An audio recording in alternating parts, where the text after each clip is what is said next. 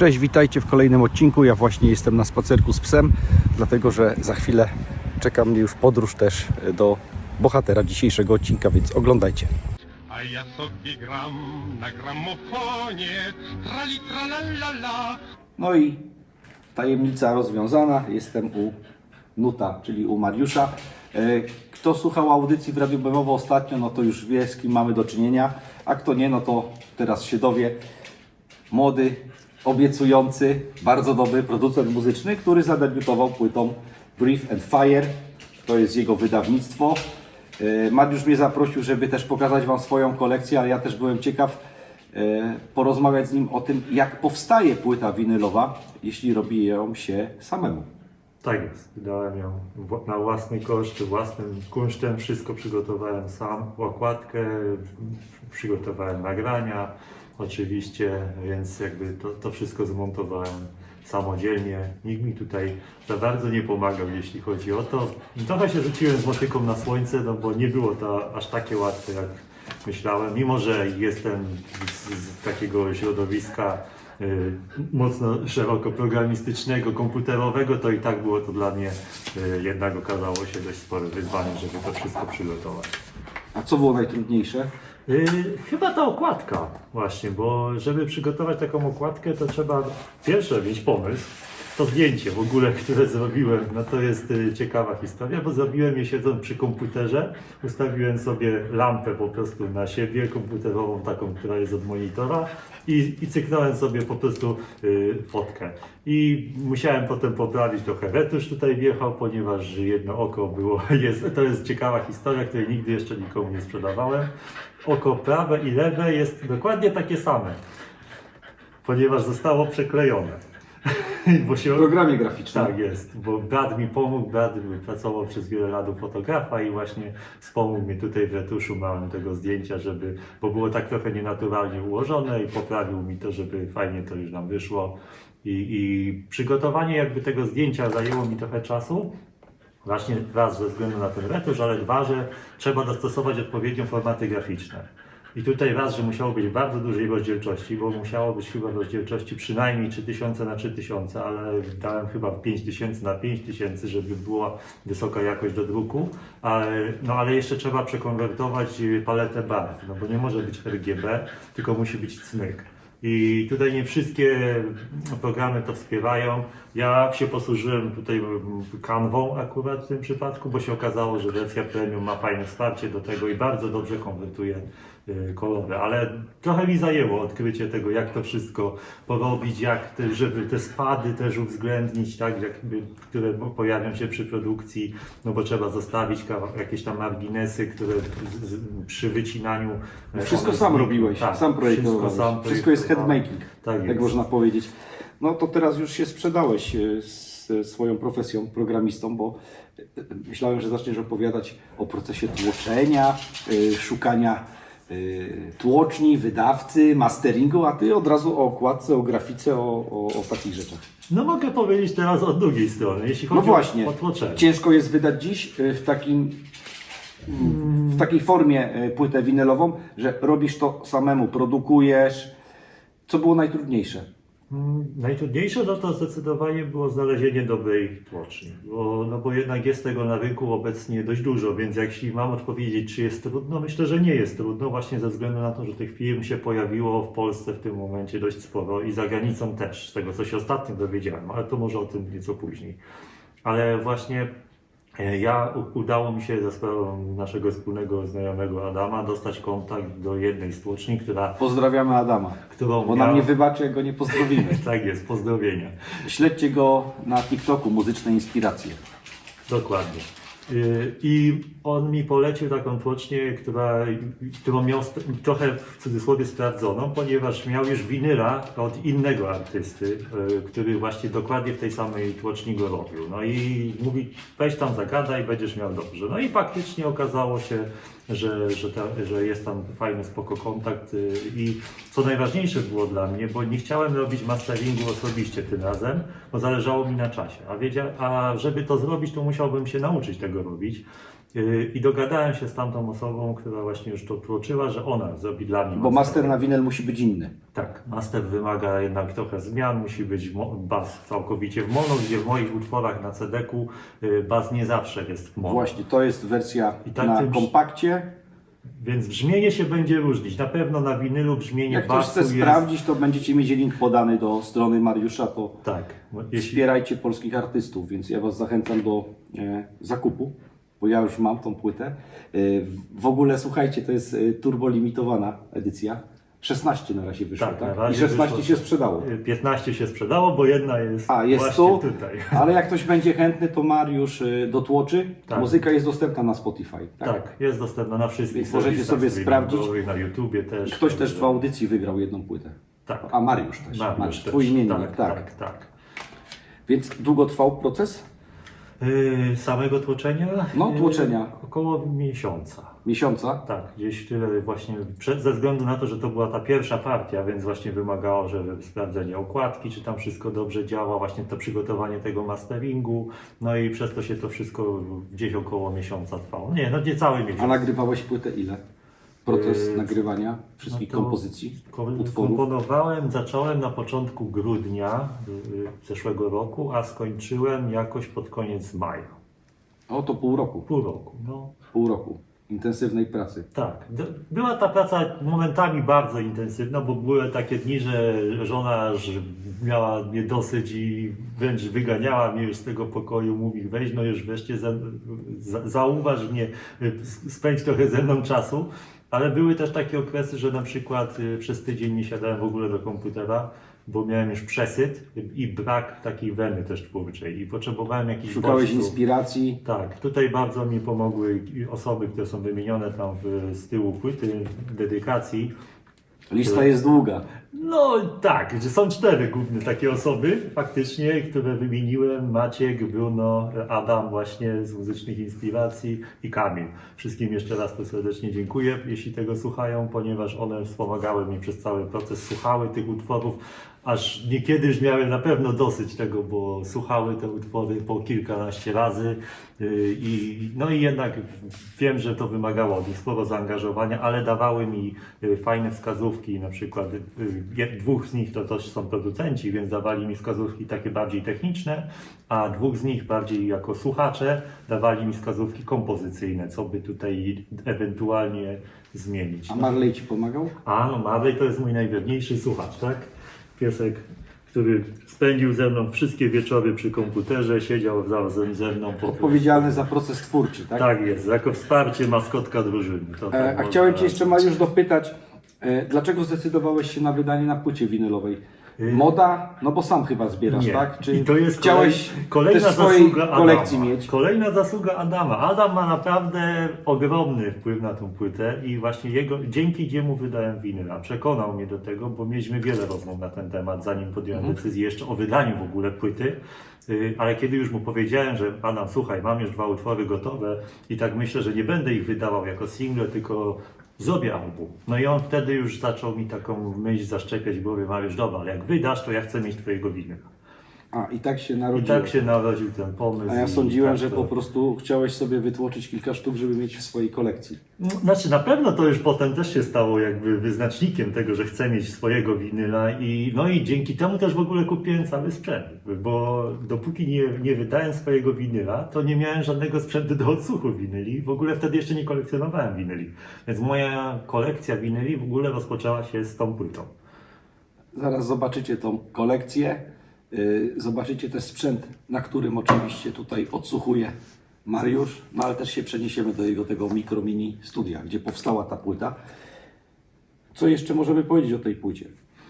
No jest tu 10 utworów, wszystkie są Ja utworami... ją całą zagrałem w audycji. Tak, zgadza się, więc jeśli ktoś chce jej posłuchać, to Jest na zapraszam, podcaście. Tak, na podcasta do Vinyl Shark w Radiu Bemowo i tam jest właśnie cała audycja, ale właśnie można sobie ją zapodać na Spotify.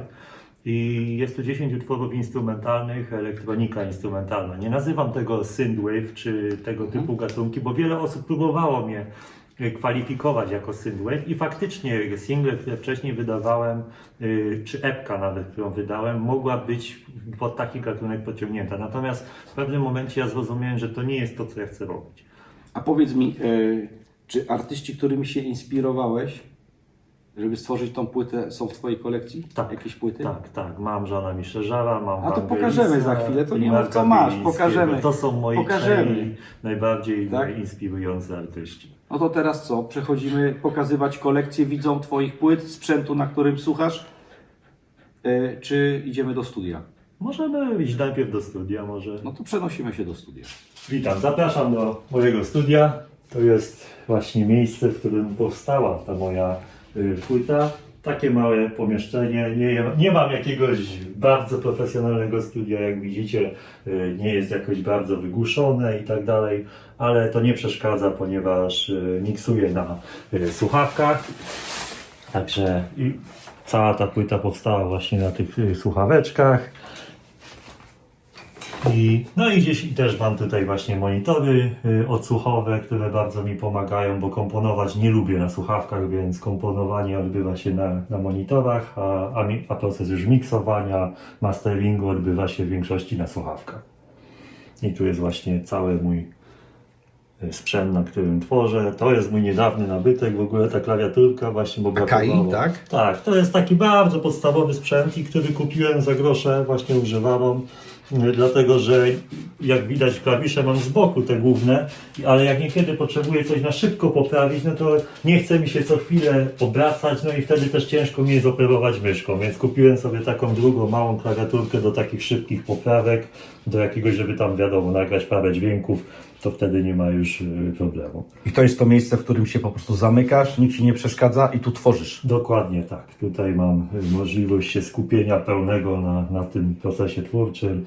Nieraz siadam przy klawiszach i kilka godzin sobie Ale coś... oprócz klawiszy też masz Tak, gitarę. mam też gitarę elektroakustyczną, to jest Fender, którą kupiłem sobie. Jeszcze jej nie używam w nagrywkach, chociaż już bardzo mało brakło, żebym w nowym utworze jej użył, ale ostatecznie jednak użyłem wtyczki wirtualnej. Natomiast myślę, że nadejdzie ten moment, że jej użyję. Mam też sprzęt basowy, ponieważ byłem basistą, więc w rogu stoi tam w pokrowcu moja gitara, której grałem przez 10 lat w zespołach rockowych. No i tutaj jest cała skrzynia z efektami basowymi, którą właśnie jeździła ze mną po koncertach. Mam całe wszystkie analogowe efekty właśnie. Czyli od basisty do producenta. Dokładnie tak to u mnie się odbyło. Ale też widzę nutka dzieciństwa u Ciebie. O tak, Lego, które... Jesteś fanem Lego? No już nie aż takim jak byłem, ale tak, ogólnie bardzo mi się podoba cały proces budowania, jakby fajne są różne zabiegi, które są tutaj właśnie zastosowane. Porównałbyś proces budowania na przykład z klocków Lego do produkcji płyty swojej? Nie, ponieważ proces Lego to jest proces odtwórczy. Mamy instrukcję i budujemy z instrukcji. Ale możesz też budować bez instrukcji. Można, ale ja tego znowu nie lubię. Właśnie tutaj jakoś, kiedy kupuję Lego, to jednak kupuję dla konkretnych już modeli, bo wiem, że one są zrobione fajnie i no nie bawi mnie budowanie Lego od zera. Natomiast w przypadku muzyki jest zupełnie inaczej. Ja na przykład jestem producentem, który bardzo mało używa jakichś gotowych melodii, gotowych sampli. W sensie sample jakieś tam perkusyjne, owszem, ale jakieś sample typu melodie czy jakieś loopy, to nie ja.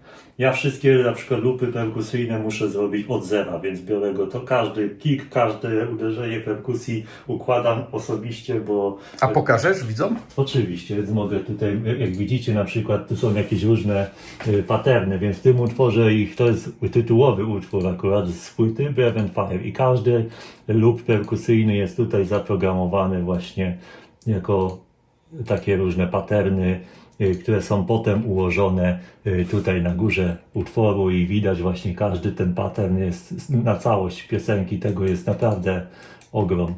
Można scrollować, są krótsze, dłuższe, także czasami są też różne metrum, nie zawsze to jest metrum tam 4/4 czy jakieś standardowe, bo lubię kombinować i nieraz to jest 7/8 czy 5/4 w moim przypadku.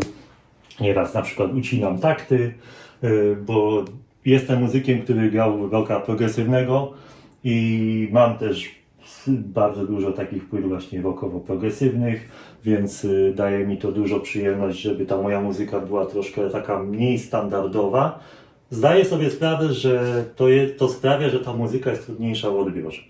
Więc jakby świadomie nieco idę pod prąd i nie tworzę takiej muzyki popowej, czy takiego typowego synthwave'u, który jest muzyką moim zdaniem bardzo prostą, ponieważ z reguły jest stopa, werbel i linia basowa w postaci ósemek. U mnie tego nie ma. U mnie każdy utwór ma linię basową z tego względu, że jestem basistą. Ma dość złożone linie basowe, ale mimo wszystko myślę, że to wszystko gra ze sobą w jakąś spójną całość, się fajnie układa i te rytmy u mnie mają bardzo duże znaczenie. Myślę, że sekcja rytmiczna w moich utworach jest zdecydowanie wiodąca, natomiast reszta, melodie i tak dalej to już ma drugorzędne dla mnie znaczenie. W takim razie zabieramy płytę i idziemy chociaż fragmentem posłuchać. Dokładnie. Zapraszam do gramofonu. Gramofon u pana producenta Vintage. Tak jest. CEC 8003, automatyczny Direct Drive, który mi został polecony przez mojego kolegę Kamila. Jestem z niego zadowolony. Fajnie gra. Właśnie na pierwszy gramofon chciałem mieć coś prostego w obsłudze, więc automat tutaj Bo to jest twój pierwszy gramofon. Tak, to jest mój pierwszy gramofon, który kupiłem już właśnie w momencie, kiedy podjąłem decyzję o wydaniu winyla. Zmieniłem Ortofon? wkładkę, tak, ortofon to jest 2M Red, więc już taka troszkę, no nie jest to jakaś super wkładka, ale myślę, że jak na początek nie ma się czego wstydzić. Gra myślę, że bardzo fajnie, ma fajną taką płaską charakterystykę, więc jestem z niej zadowolony. No i niżej mamy... Schodzimy niżej, Tak, dobra. bo tu mamy już wzmacniacz i odtwarzacz. To jest Blu-ray akurat Panasonica, który kupiłem okazyjnie. To nie jest vintage akurat, natomiast jest na bardzo fajnych podzespołach. Ma bardzo dobre przetworniki audio i z tego względu jestem z niego zadowolony. No a wzmacniacz to Denon, zapomniałem modelu. Gdzieś tu powinien być chyba PMA 757 z tego co pamiętam. 737. Albo 737, tak. Mamy to. Jest, tutaj faktycznie, tak. No i to jest, który kupiłem akurat niedaleko, bo pod Pabianicami okazuje się, że jest nad wyraz dużo sprzętu hi-fi, który jest właśnie, są kilku handlarzy mający naprawdę... Ja ich nie znam? No, ja też nie znałem, ale... Musisz mnie poznać. Na OLX-ie wyczaiłem, zadzwoniłem, podjechałem, no i właśnie dogadaliśmy się, że ten wzmacniacz... I to jest, właśnie- ten zestawik sobie specjalnie kupiłeś, żeby wydać płytę. Tak, żeby mieć na czym posłuchać tej Swojej płyty. Tak. No okej, no to dajesz ją teraz na talerz. To tak, to Sprawdzimy. wcześniej nie miałem aż takiej silnej motywacji, żeby to zrobić, także...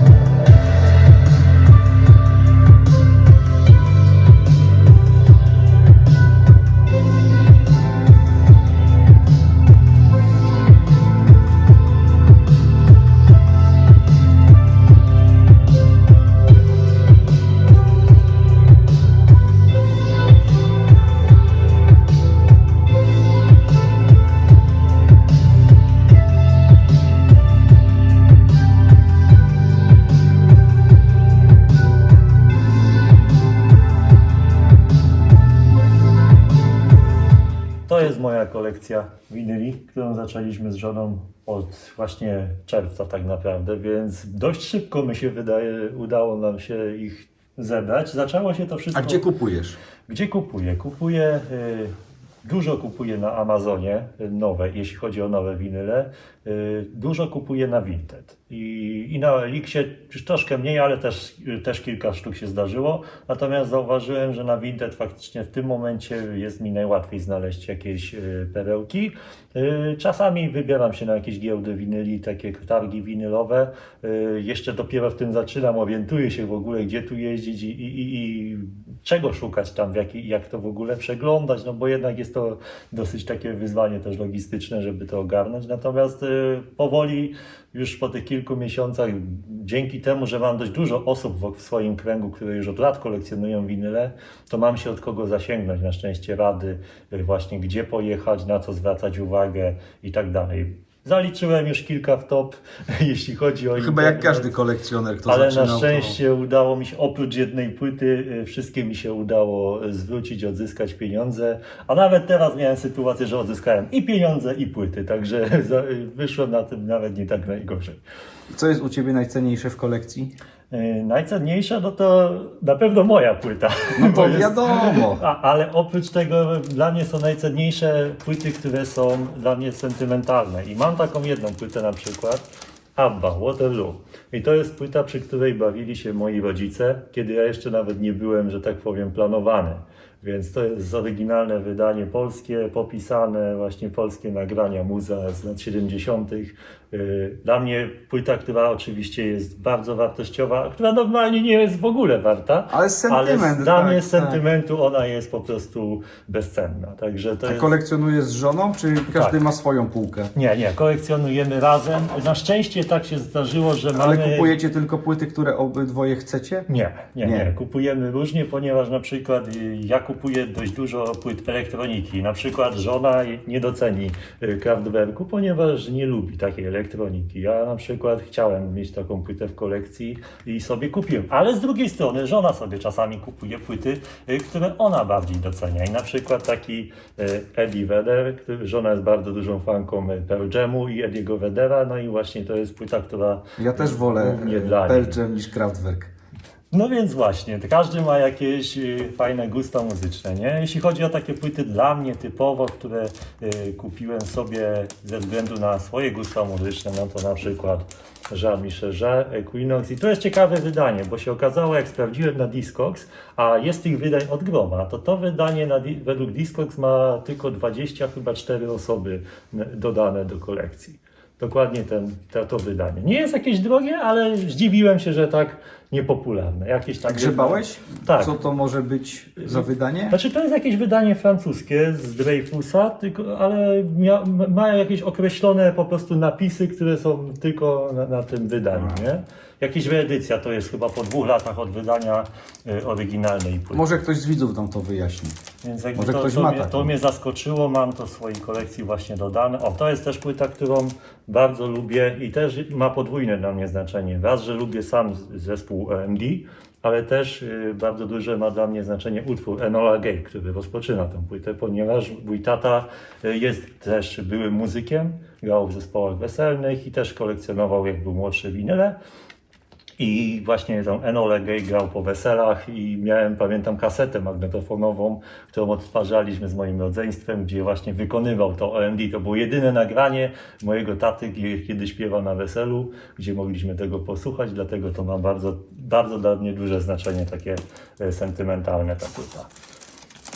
Na pewno mam jeszcze płyty typu Ultravox, tak, tutaj mam akurat The Best Of'a, który też jest dla mnie bardzo ważnym zespołem, jeśli chodzi o taką muzykę rockową, trochę syntezatorową. Jean-Michel Jarre, Oxygen, dla mnie chyba najważniejsza płyta, jeśli chodzi o elektronikę, jaką mam w kolekcji. Bardzo duża dla mnie inspiracja do tworzenia, do mojego albumu.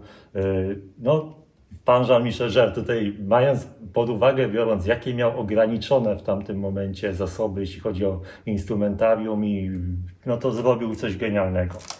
Bo ta płyta nie ma praktycznie słabych punktów, każdy dźwięk tutaj jest tam, gdzie należy, więc ta płyta też jest dla mnie bardzo ważna. Chyba mi się wyjęły. Ja mogę, akurat obie są właściwie dla mnie bardzo ważne. Alan Parsons Project Eye in the Sky, płyta, którą uwielbiam ze względu na ten początek, czyli Sirius i Eye in the Sky. I pamiętam to właśnie, jak oglądałem finał NBA w 98 roku, jeszcze jako 7-letnie dziecko, że przy tej właśnie utworze wchodziło Chicago Bulls na wielki finał NBA. To mi tak utkwiło w pamięci i zostało ze mną. No i ostatnia właśnie płyta tutaj też zespół, który też ma duże znaczenie dla tego, co tworzę, czyli Depeche Mode. Dlaczego Black Celebration? Pewnie mało osób wybrało tą płytę jako ulubioną, natomiast dla mnie jest ona jedną z najważniejszych, również ze względu na utwór Black Celebration właśnie. A ten utwór też ma dla mnie sentyment, ponieważ odtwarzałem go na magnetofonie szpulowym taty.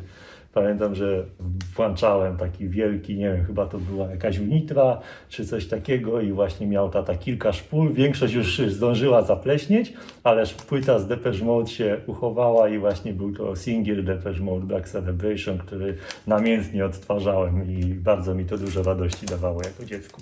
To w Twoim rodzinnym domu, tak jak słyszę, to ten sprzęt audio, te płyty winylowe były od zawsze. Tak, muzyka była dość ważna w moim domu. Znaczy, tata nie był jakimś melomanem muzycznym, natomiast zawsze mieliśmy sprzęt audio, który udało mu się pozyskać dzięki jego siostrze, która mieszkała w Niemczech. Więc przywiozła mu, pamiętam, że miał wzmacniać Hitachi, miał do tego odtwarzacz CD Panasonica, i to właśnie bardzo wcześnie, bo to był rok chyba 95, kiedy dostał ten sprzęt. I miał jakieś swoje kolumny Unitry, zrobione na głośnikach oryginalnych tonsilowskich, więc te kolumnienki miały chyba po 92 na stronę, z tego co pamiętam, natomiast nawet zagrał na nich wesele mojej babci, która wyszła powtórnie za mąż po śmierci pierwszego męża i całe wesele ten sprzęt właśnie potrafił obsłużyć. Taki miał wygar. No więc tutaj tak wygląda moja kolekcja. Jest tego na razie nieco ponad 100 płyt. Mam kilka CD-ków, w tle leży kilka kaset, które czekają jeszcze na zakup magnetofonu, ponieważ jeszcze właśnie jestem teraz w fazie poszukiwania jakiegoś fajnego kaseciaka. Ale tutaj też na pewno mam kilka fajnych płyt, które są też dla mnie ważne. Jedną z nich jest na przykład Ghost Skeleta. Jest to najnowszy album tej grupy, bardzo ładnie wydany na taki... Nie masz samej elektroniki. Nie, ja tu mam wszystko. Ja muszę powiedzieć, że tu jest chyba jeden z... No, mam nawet jazz jakiś, aczkolwiek ta płyta jeszcze jest dla mnie bardzo ważna. Marek Biliński, Ogród Króla Świtu, ponieważ Marek Biliński Klasyka. to jest moja wielka inspiracja, jeśli chodzi o Polskę, jeśli chodzi o elektronikę, także... Ale jeśli pytasz już właśnie, jakie gatunki muzyczne mam, dużo mam polskiego rocka, mamy chyba prawie całą już dyskografię grupy ONA, mamy kilka płyt Myslowic, mamy też, jeśli chodzi o zagranicznego rocka, no to Led Zeppelin, mamy Pink Floydów, mamy Magnum, mamy jeszcze, nie wiem, nawet takie bardziej ostrzejsze granie, mamy Korn, Rage Against the Machine, więc tutaj przekrój muzyczny mamy dość spory, mi się wydaje. Z żoną bardzo jesteśmy otwarci, jeśli chodzi o muzykę, także szukam nawet w tym momencie kilku płyt black metalowych, bo jestem fanem kilku takich zespołów norweskich. Nie powiedziałbym. No a jednak właśnie mam taki zespół, który jest bardzo mało znany, Sulstafir. Nawet nie wiem, czy dobrze wymawiam jego nazwę i bardzo mi się podoba jedna z jego płyt i myślę, że niedługo będę miał też możliwość się ją pochwalenia. Marley już subskrybuje. Jak Ty nie subskrybujesz, to subskrybuj ten kanał, zostaw komentarz, łapka w górę i oczywiście jak chcesz płytę od Nuta, od Mariusza, no to będzie link podany do Twojej strony. Więc będzie można tą płytę zamawiać. Tak jak wspominałeś, nie masz ich na stanie, jeśli chodzi o winyl. Będziesz je dotłaczał w miarę potrzeby. Oczywiście się zawiesiłem. No ale cóż, tak bywa. Będą podpisane, tak? Będą sobie mogli na przykład moi widzowie zamówić dedykację. Oczywiście. Na przykład zrobić taką dedykację dla złej teściowej. Już miałem naprawdę różne dedykacje. Jedna taka, która mi utkwiła w głowie, to było dla jejku, jakiegoś zwierzęcia. Jakaś dla grubego niedźwiedzia, coś takiego. Także No to możecie sobie wybrać dedykację. dowolną. Co mnie zaskoczyło bardzo, Mariusz, jak Ciebie poznałem, że zacząłeś zbierać płyty winylowe, zacząłeś się interesować tym światem audio w momencie, kiedy postanowiłeś swoją twórczość wydać na płycie winylowej. Zrobiłbyś to jeszcze raz? Na pewno, myślę, że tak. Teraz już wiedząc, z czym to się wiąże, jak fajne to jest i jakie daje mi to poczucie takiego, nie wiem, jak to... Właśnie to obcowanie z muzyką jest dla mnie bardzo ważne, bo no, muzyka jest dla mnie dużą częścią życia. I wcześniej jakoś nie byłem przekonany do kolekcjonowania winyli, i do wydawania w ogóle płyt i tak dalej. To mi się w ogóle nie mieściło w głowie, chociaż no, gdzieś tam z zespołami jakieś epki wydaliśmy, ale to jest coś innego niż wydanie swojej płyty, którą jest... Takie twoje dziecko, nie? Tak, trochę tak. Trochę takie dziecko. No i oczywiście ktoś jak nie toleruje płyty winylowej, a woli elektroniczne brzmienie na płycie kompaktowej, bardziej cyfrowej, też jest dostępna na stronie Mariusza. Tak. Przypominam, link macie w opisie tego filmu. Oczywiście widzimy, słyszymy się w kolejnych odcinkach. Ja dziękuję Mariuszowi za gościnę, jego żonie, która tutaj jest dzisiaj kierowniczką produkcji, i Marleyowi, który nas tutaj inspiruje, ale nie chcę się z Wami pożegnać. Marley. Nie przyjdzie. No to musicie wybaczyć, ale Marley się z Wami nie pożegna. O nie, biegnie Marley. Nie pożegna się z Wami, więc my się z Wami żegnamy do następnego odcinka. Cześć. Dziękujemy, cześć.